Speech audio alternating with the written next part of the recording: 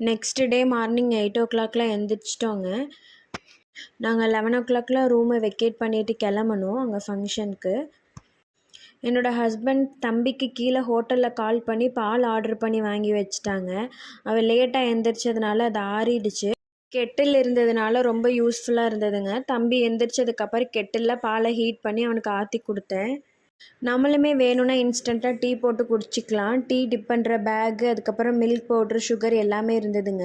எனக்கு milk powder use பண்ணி குடிக்கிற டீ காஃபி பிடிக்காது. அதனால் நாங்கள் அது யூஸ் பண்ணல. நாங்கள் எந்த பிளேஸ்க்கு வந்திருக்கோன்றதை நான் நெக்ஸ்ட்டு வீடியோவில் உங்களுக்கு சொல்கிறேன்னு சொல்லியிருந்தேன்.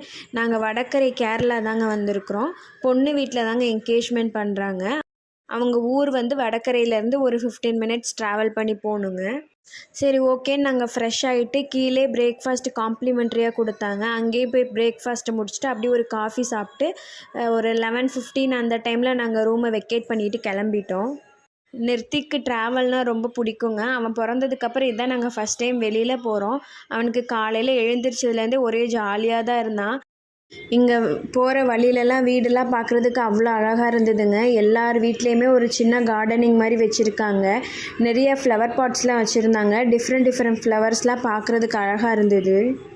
என்கேஜ்மெண்ட் டைம் வந்து 11:30 to 12:30ங்க. நாங்கள் கரெக்டாக ஒரு 11:50 அந்த டைமில் ரீச் ஆகிட்டோம். அப்போ தான் ரிங் மாற்றினாங்க.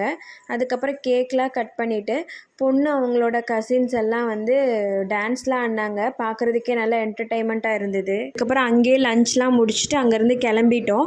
வீடியோஸ் பிடிச்சிருந்ததுன்னா லைக் பண்ணுங்கள். நெக்ஸ்ட் வீடியோவில் பார்க்கலாம். தேங்க்யூ.